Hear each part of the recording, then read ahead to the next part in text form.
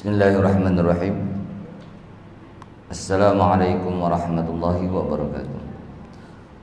Alhamdulillahirabbil alamin wassalatu wassalamu ala asyrafil anbiya'i wal mursalin wa ala alihi wa sahbihi ajma'in.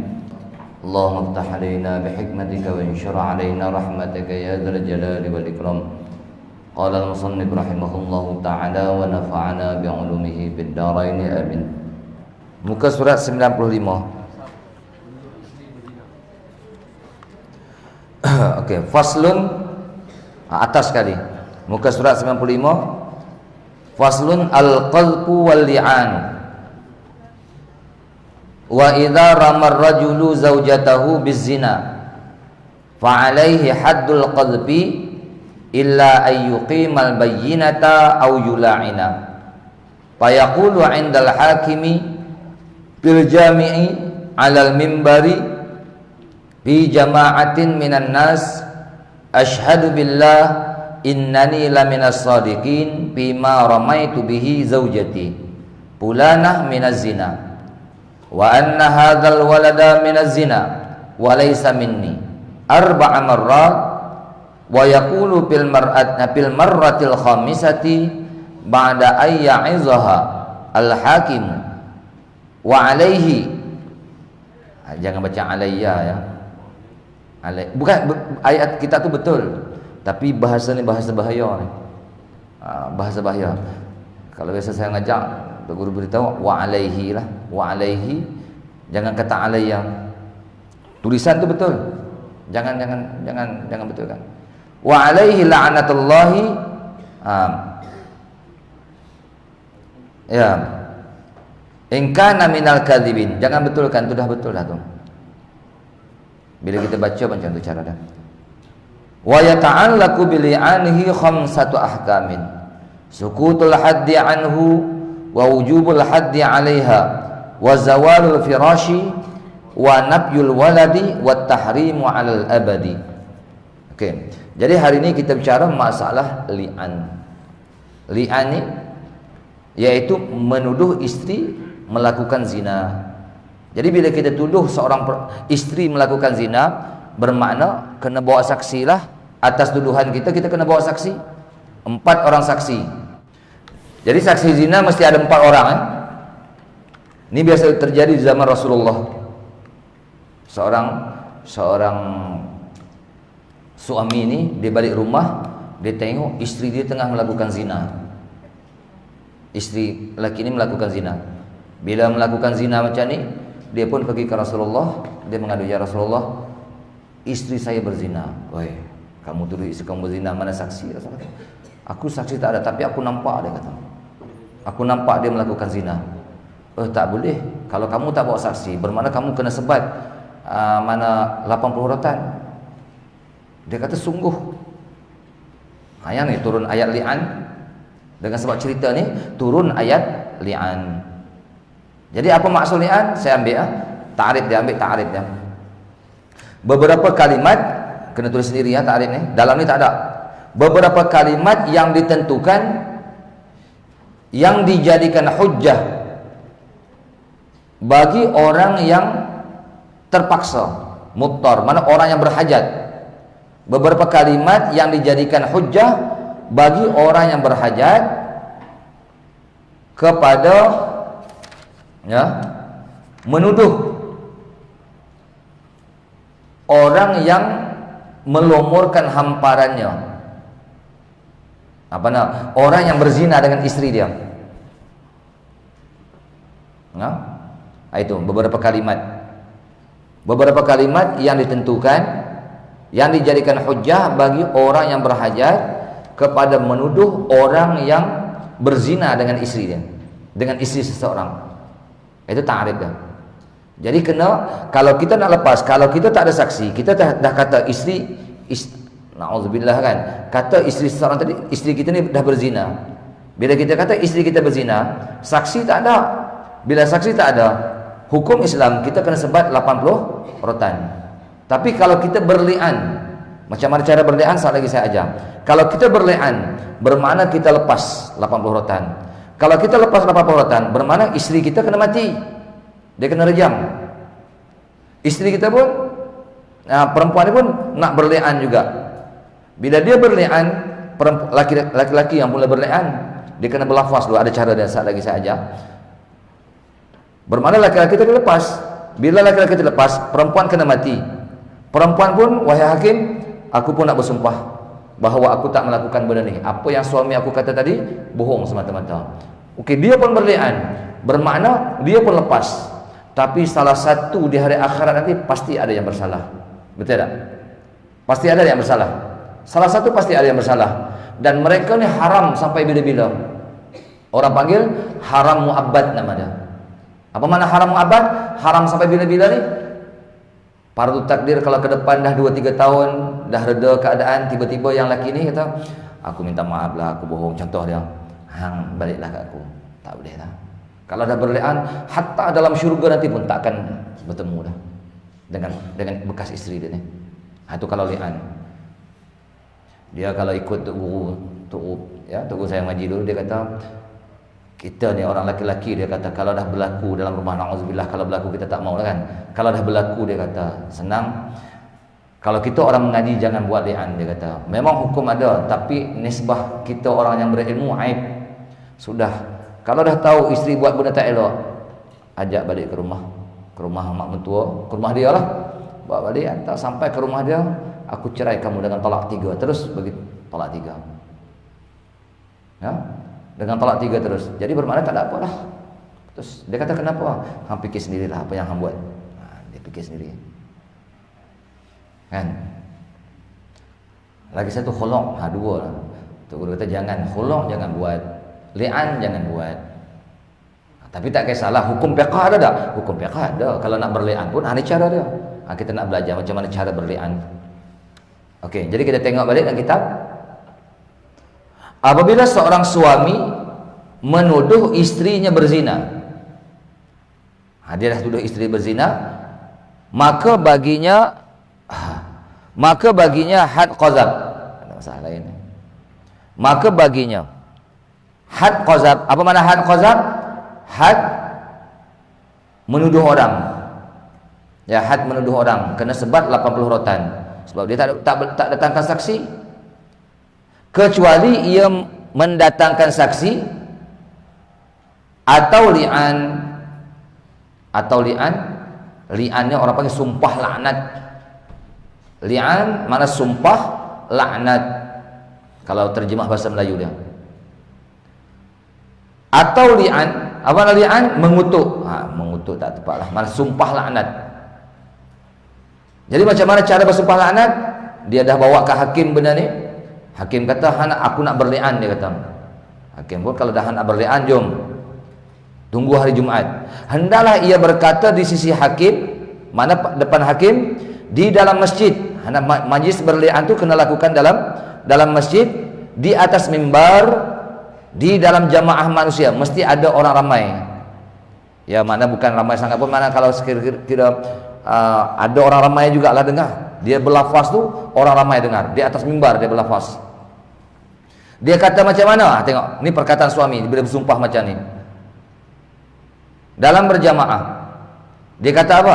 Aku naik saksi dengan Allah, sesungguhnya aku daripada kalangan orang yang benar dengan tuduhanku itu terhadap isteri aku. Siapa dia? Si Fulanah, nama isteri sebutkan, daripada perbuatan zina. Mudah kita kata, aku ni daripada golongan benar, bahawa aku berkata isteri aku sudah melakukan zina. Mudah cakap ringkas kita macam tu. Dia kata macam tu. Kata berapa kali? Dan anak ini adalah anak daripada perzinaan, bukan daripada aku. Kalau ada anak, kalau dia nak menafikan anak, kalau nak menafikan anak, ketika itu kata, dan anak ini bukan, anak ini anak zina bukan daripada aku. Berat tu sebenarnya. Putus nasab. Diulang sebanyak 4 kali. Cakap macam tadi, ulang 4 kali. Dan ia berkata pada kali yang kelima, selepas diberi nasihat oleh hakim. Nasihat oleh hakim, dan hakim bagi nasihat. Hakim kata, ni hang nak bersumpah kali kelima, yang ni bahaya ni, yang kelima ni bahaya ni. Hang kena beringat, azab dunia tak sama azab akhirat. Ya, azab akhirat itu lebih teruk. Hakim bagi nasihat, sunat bagi nasihat. Han nak teruskan tak li anak ni? Dia kata aku nak teruskan. Dia kata apa? Dia kata dan ke atasnya betul kudu betul lah. Dan ke atasnya laknat Allah. Apa makna laknat? Al-bu'du an rahmatillah. Itu makna laknat. Al-bu'du an rahmatillah. Jauh daripada rahmat Allah Taala. Jika dia ni daripada golongan orang yang berdusta. Kalau aku berdusta, mana turun laknat Allah Taala. Ni kata dia tadilah. Laknat yang kita takut. Jauh daripada rahmat Allah. Mana rahmat Allah Taala? Syurga Allah Taala. Na'udzubillah. Jadi kalau berbohong, sumpah laknat. Bukan dia ni. Okey, jadi kalau dia dah kata macam ni, bermakna 5 kali kata habis. Ya? Jadi isteri dia jadi apa? Kutukan atau laknat itu apabila dilakukan berkait dengan 5 hukum. Macam mana? Jatuh had gugurnya. Had qazab gugur. Dia tak kena had dah. Patutnya tadi dia tak bawa saksi. Kalau dia tak bersumpah 5 kali sumpah tadi, dia kena sebat 80 rotan. Tapi dengan sebab dia bersumpah, had tu gugur atas diri dia. Yang kedua, wajib had ke atas isteri dia. Apa? Isteri kena mati.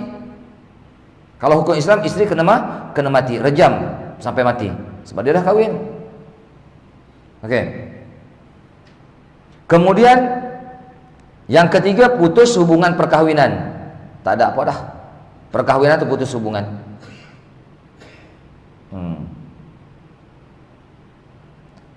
Hubungan mana? Putus hubungan perkahwinan. Bahasa Arab dia kata zawalul firash, hilang hamparan. Isteri itu hamparan bagi suami. Jadi mana bila dah kata macam tu, habis. Tak ada dah. Hilang hamparan. Mana putus hubungan perkahwinan lah. Yang keempat, hilang keturunan anak daripada suami. Apa dia?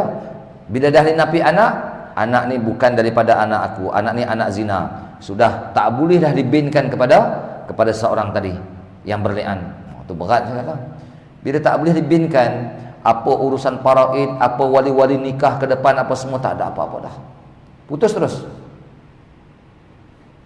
Dan yang seterusnya, haram nikah selama-lamanya. Ni saya kata haram berkekalan di dunia, di hari akhirat. Tak boleh dah. Walaupun lepas pada 10 tahun, Allah aku menyesal, minta maaf lah, aku bohong, dia kata. Tak ada lah. Mu'abbad terus sampai hari akhirat. Dengan isteri ni dah putus hubungan. Jadi li'an ni berat. Jadi kalau menapikan anak macam mana? Sebelum saya cerita. Jadi mana kita perhabis sikit. Jadi kalau suami berli'an, dia berlafaz dengan lafaz tersebut sebanyak 5 kali. Dia tuduh isteri dia kata di atas masjid, dalam masjid, di atas mimbar, dalam jamaah yang ramai, kata banyak 5 kali, berlakulah 5 hukum ni.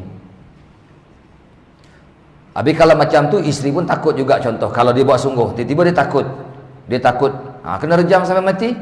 Dia pun tengok muka surah sebelah ni.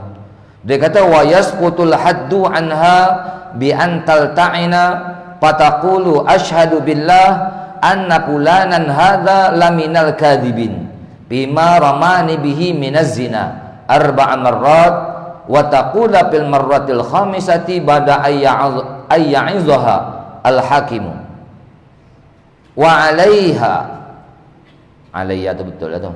Wa 'alaiha ghadabullah in kana minal kadhibin. Dan jatuh had, mana isteri tak kena had. Dan jatuh had daripada isteri, gugur had kepada isteri jika ia juga berli'an. Apa dia? Dia berli'an. Berli'an macam mana?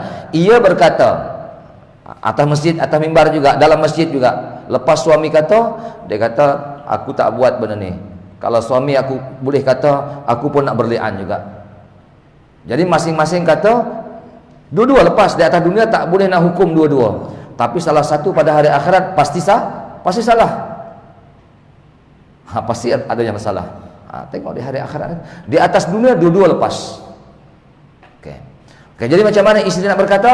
Ia berkata, aku naik saksi dengan Allah bahawa si fulan, suami dia ni, adalah daripada golongan pendusta, pada apa ia menuduhku dengannya daripada perbuatan zina, kata macam mana? Kata sebanyak 4 kali.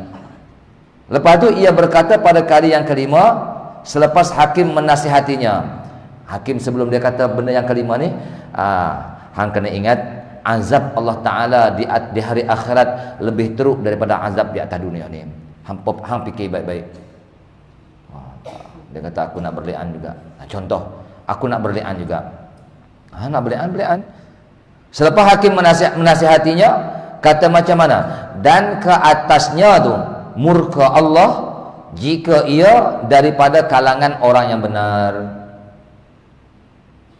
Di atas perempuan tadi murka Allah Ta'ala kalau seandainya suami dia daripada golongan orang yang benar. Kalau dia kata macam ni, kali yang kelima, habis dah. Jadi terpisah tak dia dengan suami dia? Terpisah dengan suami, sudah bawa diri masing-masing. Ya. Bawa diri masing-masing lah. Di atas dunia tak boleh nak hukum-hukum. Auzubillah ya. Auzubillah kalau berlaku. Kalau boleh hantar isteri tu balik ya. Sampai ke rumah bagi talak 3 terus. Senang. Ini masalah hukum li'an. Jelas ya? Okey, kalau seorang berzina dapat anak boleh kebinkan kepada, tiba-tiba orang yang berzina dengan perempuan ni berkahwin. Macam mana? Anak zina dia tak boleh binkan kepada yang apa? Walaupun orang berzina tu kahwin dengan mak dia ni. Sebab apa? Mani daripada zina, mani yang tak dihormati. Perempuan tu dah sah mengandung dah. Akad nikah tak ada lagi. Mani daripada zina, mani yang tak dihormati. Bukan salah budak tu. Yang salah mak dia dengan lelaki ni. Dan mana tak boleh binkan? Kalau nak binkan ke mak atau binkan kepada Abdullah. Ini ada sebut dalam kitab-kitab ya. Binkan kepada Abdullah. Abdullah macam mana Abdullah? Abdullah ni, Abdullah tak ada bin lah. Dia terhenti pada Abdullah. Kalau kita nama orang tu Abdullah, ada lagi bin dia, ayah dia mesti ada. Tapi kalau anak zina dia bin pada Abdullah, Abdullah tak ada bin lah. Atau binkan ke mak. Ya. Jangan binkan ikut dan. Malu. Bukan masalah anak tu yang bersalah. Ya. Yang salah tu mak dia. Yang salah tu lelaki yang berzina dengan mak dia. Kan? Ayat tu. Bukan semua ya. Saya biasa jumpa orang anak yang lahir daripada zina. Bukan zina, dia mak dia kena rogol. Dia cerita, dah tua dah, ni dia dah tua dah. 50-an. Mak dia masa lahir dia, ayah dia tak ada. Lepas tu mak dia kahwin lain lah. Masa tu mak dia budak lagi, kena rogol, lahir dia. Tapi Masya Allah, perangai bagus ya, orang mengaji apa semua. Bukan semua anak zina ni jahanam. Memang makruh ya hukum kalau perempuan, kalau tahu perempuan ni lahir daripada anak zina, makruh kita ambil dia sebagai isteri. Tapi bukan semua anak zina ni jahanam, bukan semua yang rosak. Ada yang Masya Allah bagus. Saya biasa jumpa. Dia bukan zina, mak dia kena rogol. Okey, jadi mana tak boleh binkan ya.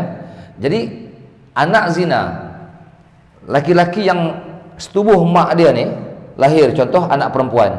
Tiba-tiba laki yang setubuh mak dia ni nak ambil budak tadi ni untuk buat isteri, boleh tak? Ibarat macam ayah dengan anak kan, tapi bukan ayah dia sebenarnya tu. Boleh. Dalam mazhab kita Syafi'i boleh. 3 mazhab lagi hukum dia tak haram, tak sah. Adapun dalam mazhab Syafi'i, orang yang setubuh mak dia, lahir dia, tiba-tiba orang setubuh tu nak kahwin dengan dia, anak zina ni.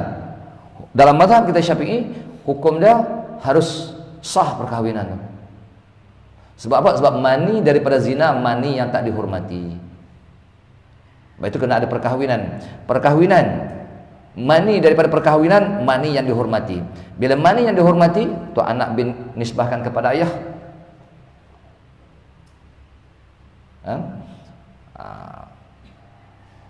Boleh nampak masalah ya? InsyaAllah.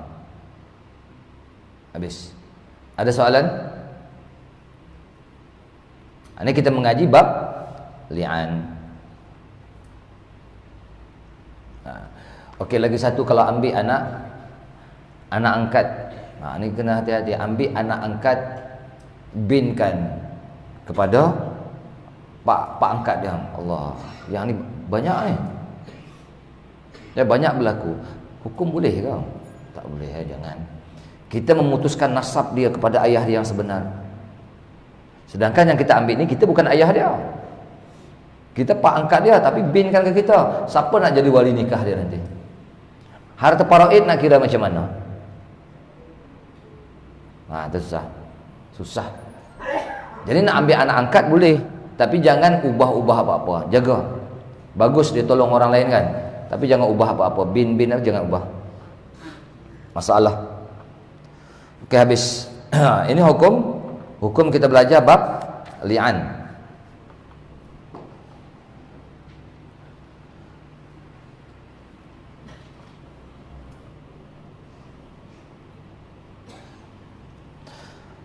Faslun ahkamul iddati.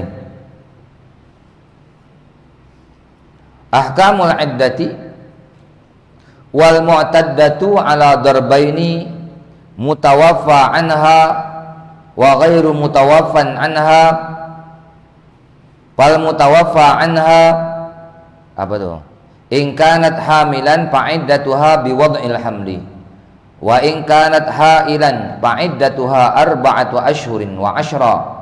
Wa ghairul mutawaffa anha in kanat hamilan fa'iddatuha biwad'il hamli. In kanat hailan wa hiya min zawatil haidi fa'iddatuha salasatu quru'in. Wa hiya al-athhar illa idza kanat saghiratan aw ayisatan fa'iddatuha salasatu ashhurin. Okey. Jadi kita tengok, kita belajar hari ini, kita membahaskan hukum iddah. Apa iddah? Iddah iaitu menanti-nanti. Ambil bahasa Melayu ya, takrif saya bagi. Menanti atau menunggu-nunggu seorang perempuan dalam tempoh yang diketahui padanya kosong rahim. Mana menanti-nanti atau menunggu seorang perempuan dalam tempoh yang diketahui padanya kosong rahim. Kosong rahim dia. Itu faedah iddah. Masalah macam inilah. Bila seseorang bercerai atau mati, jadi nak pastikan bahawa dalam rahim isteri itu tak ada air mani suami yang dulu.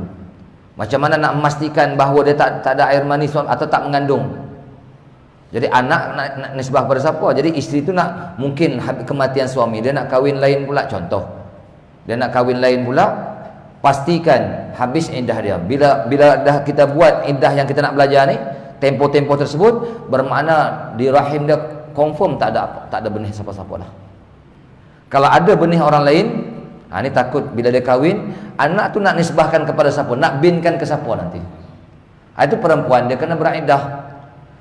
Itu kebiasaan dia li bara'atir rahim, nak menyatakan kosong rahim perempuan tadi daripada sesuatu.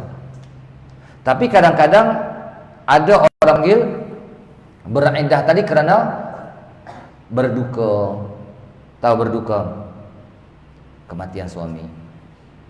Jadi itu iddah yang paling panjang. Berapa lama? 4 bulan 10 hari. Itu berduka. Bukan nak cerita mana li bara'atir rahim, bahkan li tafajju'. Tafajju' ni mana? Berduka cita. Itu iddah yang paling panjang. Dia tak boleh, perempuan umpama dia tak mau ngurus diri, Bila berlaku kematian mak ayah dia, oh dia sedih, sebulan dua setengah tak berhias depan suami apa semua, tak layan suami dia, setakat 3 hari saja boleh. Seorang alim meninggal contoh dia, berduka cita atas kematian orang alim, berduka cita atas kematian mak ayah dia, setakat 3 hari saja. Lebih pada 3 hari dia tak mau berhias depan suami, hukum dia haram. Adapun kalau berlaku kematian suami, dia tak boleh berhias, dia tak boleh pakai wangi-wangian, dia kena ihdad, apa berkabung ihdad, kabung, lepas tu iddah dia 4 bulan 10 hari. Lama. Sebab menghormati suami. Dia martabat. Jadi perempuan ni sebenarnya, anak, selalu saya sebut dah, anak kunci syurga tu dah ada di tangan. Kalau taat pada suami, dah ada pada tangan dia dah. Kalau dia tunaikan hak-hak suami dia, sudah. Walaupun amalan dia tak banyak, tak apa. Yang penting dia tunaikan. Okey. Itu orang panggil iddah. Jadi makna faedah beriddah ni kerana nak menyatakan kosong rahim perempuan tersebut. Habis ada kadang-kadang perempuan yang dah berhenti darah haid, bila bercerai kena iddah tak? 3 bulan iddah dia. Bukan 3 kali suci, 3 bulan. Kenapa perlu beriddah? Ini sebahagian masalah sahaja. Dipanggil amrun ta'abbudi. Hikmah dia kita serah kepada Allah Subhanahu wa taala. Umur dah 70 bercerai. Contohlah. Kalau boleh sampai ke mati kan. Tapi dia dah 70. Buat hal pula masalah berlaku perceraian. Nak kata apa? 70 tak ada kot. Kan? Tak ada darah dah. Habis macam mana? Kena 3 kali suci. Habis dia mungkin mengandung tak perempuan yang dah berhenti darah haid? Orang yang tak ada darah haid dia tak mungkin mengandung. Kenapa? Darah haid tu makanan anak dalam perut. Ni semua ni, saya pun termasuk ni. Semua dalam perut mak kita, makan darah haid mak kita tak? Semua makan darah haid, tapi makan melalui pusat. Bukan makan melalui mulut. Pusat kita tu makan darah haid mak kita. Allah Taala jadikan makanan. Ni ada sebut dalam Syaraqawi Tahrir kisah ni ya. Bila Siti Hawa masuk, bila turun atas dunia ni, di atas dalam syurga Siti Hawa tak keluar darah. Bila dia turun atas dunia, dikepak satu dahan, keluar getah daripada dahan. Jadi Allah Ta'ala kata, wahai Hawa, dengan sebab kamu mengeluarkan getah daripada pokok ni, aku akan keluarkan keluarkan darah daripada kemaluan kamu. Tu yang keluar darah itu normal. Bagi perempuan kalau tak keluar darah tak normal. Kalau keluar darah itu normal. Itu yang Nabi kata, hadza syai'un katabahullah ala banati Adam. Ini darah haid. Satu benda yang Allah Ta'ala tentukan bagi anak-anak perempuan daripada anak-anak Adam. Ada darah haid. Untuk apa? Untuk penzuhiran. Tahu penzuhiran, kelahiran manusia. Kalau tak ada darah haid, tak lahir, dia tak akan mengandung. Makanan tak ada, anak tak boleh nak makan. Dia nak hidup tapi makanan tak ada, mati. Jadi mana kalau tak ada darah haid tak normal. Okey, habis. Jadi faham ya? Mana kadang-kadang bukan nak libara'atul rahim dipanggil amrun ta'abbudi. Macam perempuan dah berhenti darah haid dipanggil amrun ta'abbudi, mana pekerjaan yang kita serahkan hikmah dia kepada Allah Subhanahu wa taala. Hanya Allah Taala yang tahu hikmah. Kenapa perempuan dah berhenti darah haid pun kena suruh beriddah? Itu amrun ta'abbudi. Okey, habis. Wal mu'taddatu ala darbaini, mutawaffa anha wa ghairu mutawaffa anha. Dah baca tadi kan? Kita terjemah ya. Hukum-hukum iddah. Wanita yang beriddah ada 2 golongan. Yang mati suami, ini orang panggil iddah wafat. Ini paling lama. Iddah wafat 4 bulan 10 hari. Yang kedua dan yang selain kematian suami. Ini orang panggil cerai hidup.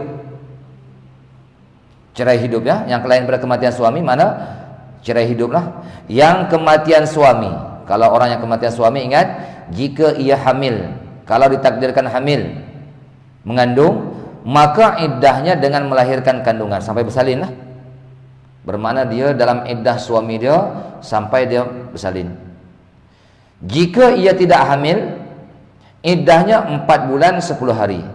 Macam biasa kan. Ini iddah yang paling panjang sekali. Jadi apa faedah sampai 4 bulan 10 hari? Tu orang panggil lit tapajjuk. Tapajjuk ni mana? Bersedih atas kematian suami. Kenapa? Martabat dia tinggi.